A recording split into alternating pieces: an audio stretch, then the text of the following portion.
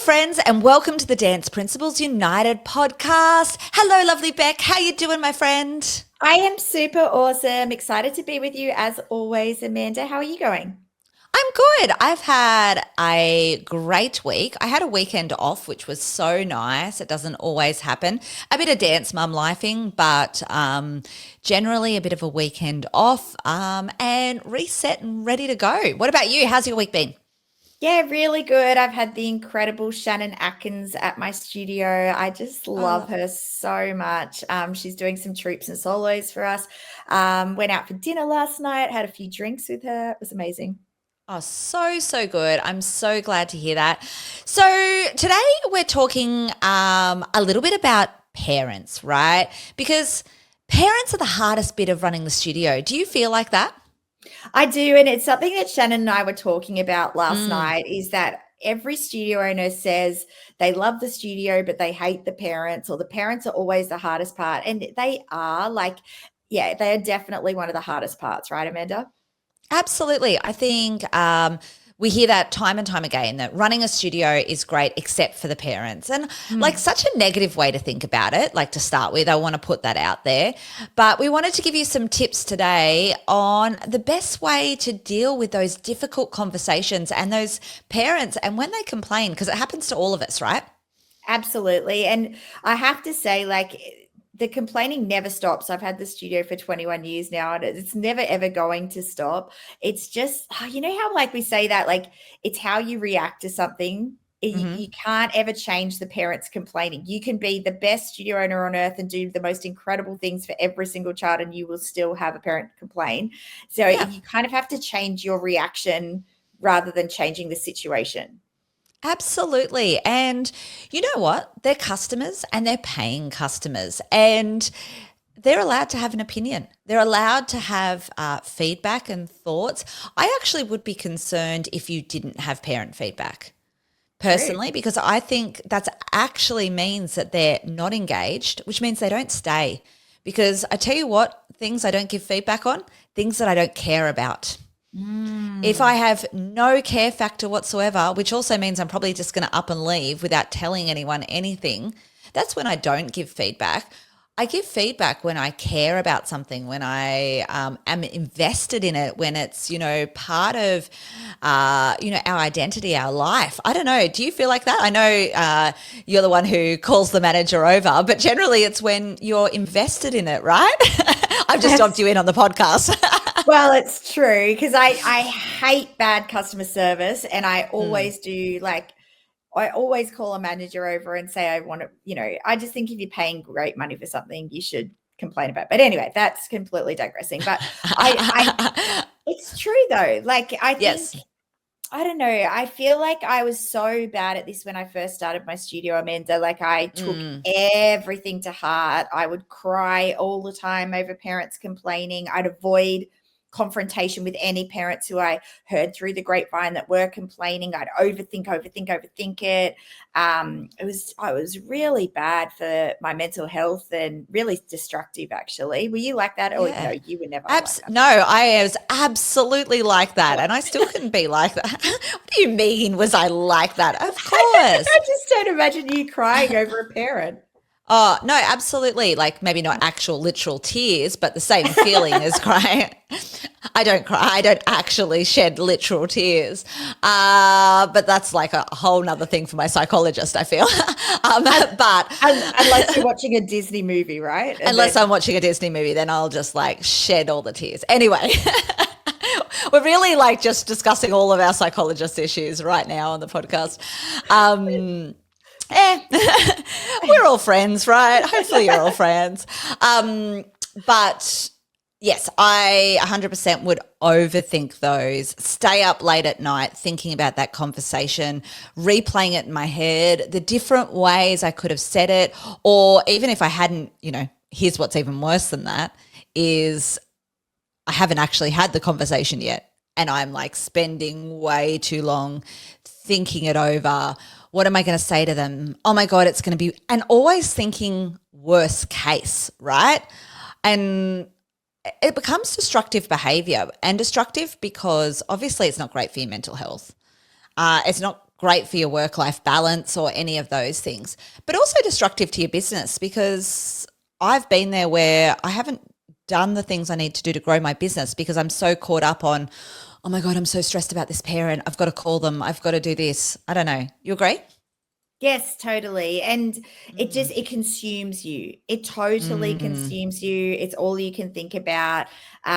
You talk to everyone else about it except the parent. Have you noticed that? Like, you'll talk to the Mm. staff member, and then you'll talk to your Or friend your about it, husband. then your Yeah. partner. Like, it just, that's never ending as well. So that takes up so much time. And yeah, that's definitely all consuming. And I think getting yourself out of that is key. And I guess the first thing to getting yourself out of that is dealing with it pretty much straight away.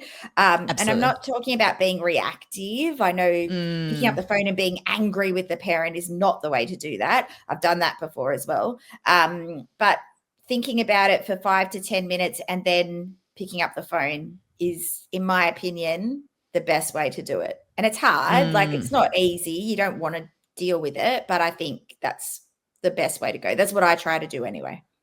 Absolutely. And I think, the biggest thing that you just said then was picking up the phone.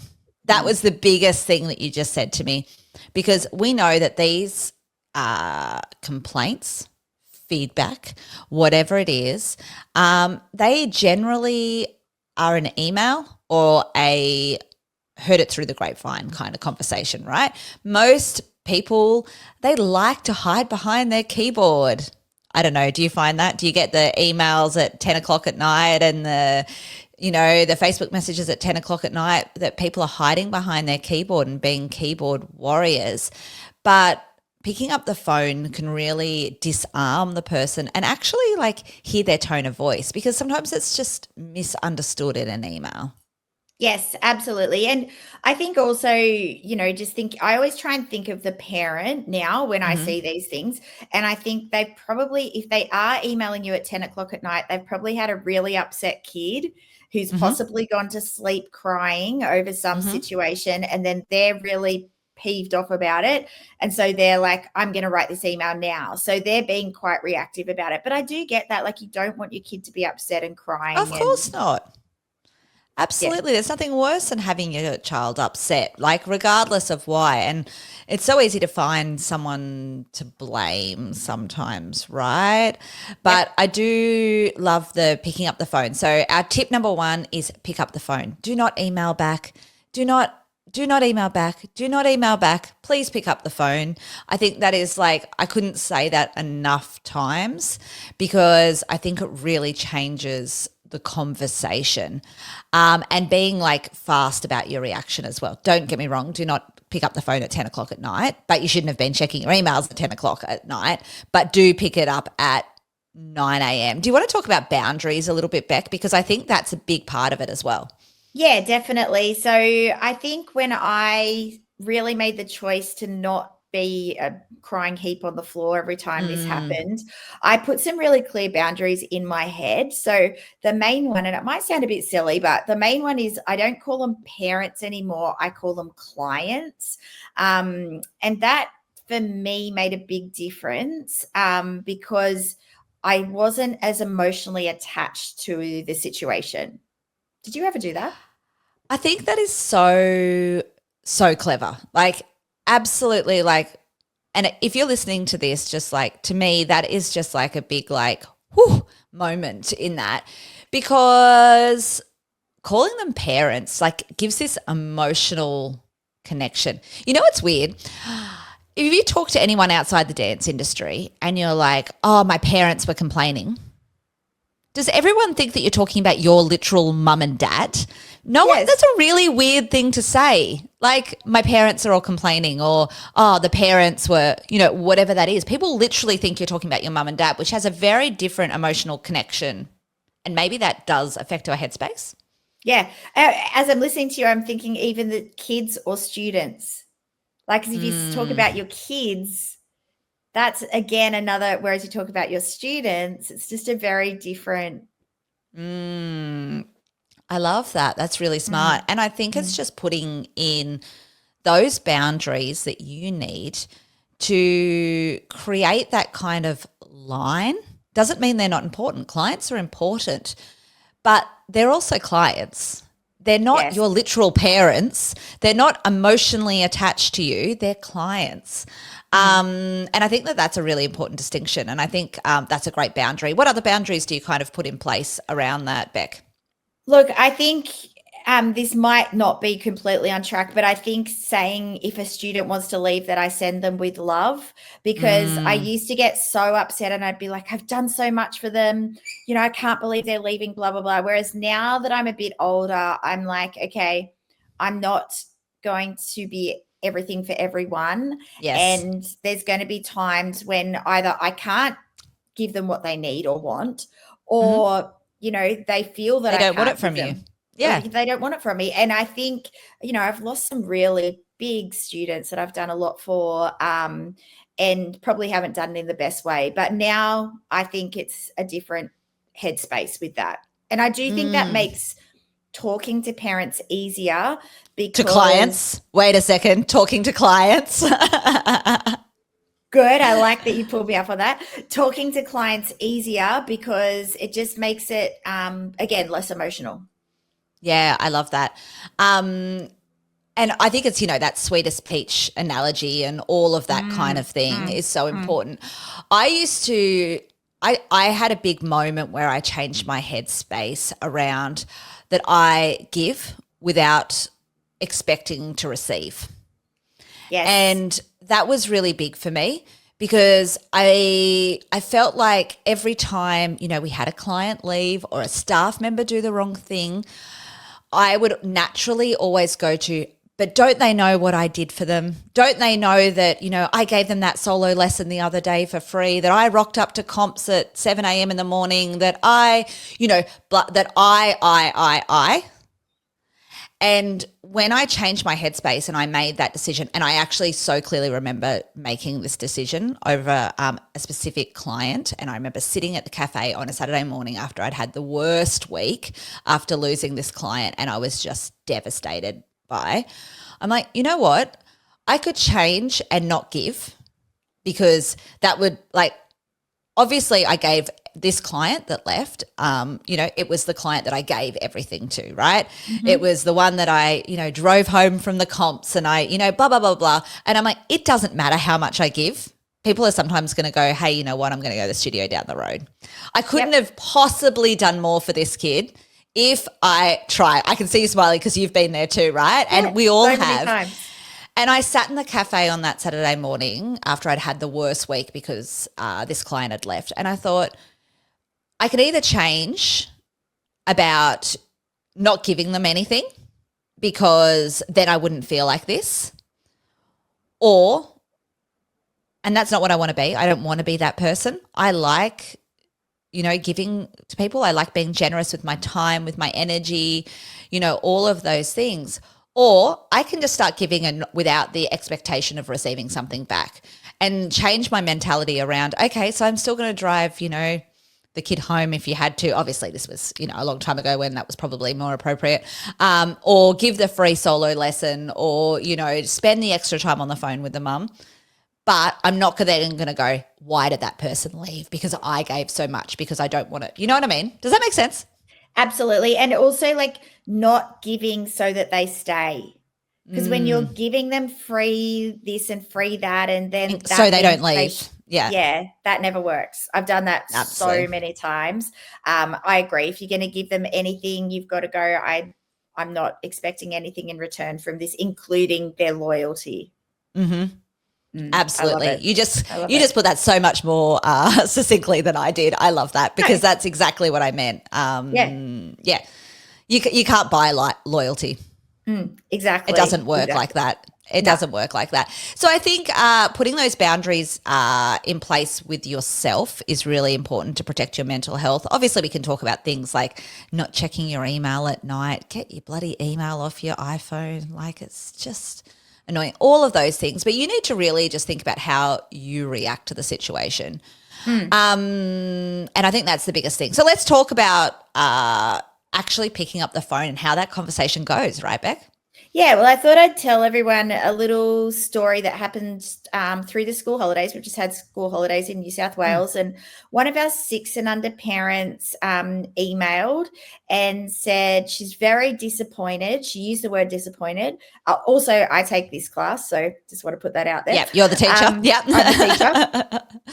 6 and under jazz. Yes, I love teaching 6 and under jazz, guys, believe it or not. I actually do. So anyway, she's very disappointed that her daughter, is in a certain spot in the routine, that it's not changed around enough, that she's been working on her mount and wasn't put in the mount section, yada, yada. And so oh, she also was a sporting person. She's never done dance before. And she said, why can't the kids all get a turn like they do in sport? And I thought that was interesting. And why can't they change positions like they do in sport? And I was like, that's fair. Yeah, totally fair. So the conversation with her actually went really well because I talked about. So wait a second, you got the email and Yep. did you call her or did you Yep. email her back? Called her the next day. Absolutely. Didn't call her that evening. Picked up the phone, chatted to her, said, we're not like sport. Those blocking places are really important, especially for 6-year-olds. If they have to change positions, they get extraordinarily confused. So that's the thing. When they're doing their mount, both knees need to be straight and it needs to be near the child's head. She didn't know that. She thought it was fine for the kid to have one leg bent and the leg down a bit. But then the other thing that I found out is, that there were other situations happening in the class where kids were saying that that's not good, that she couldn't do that step. And then the daughter was coming home very upset. And so that was a whole other section that we didn't even know about that I can now help with.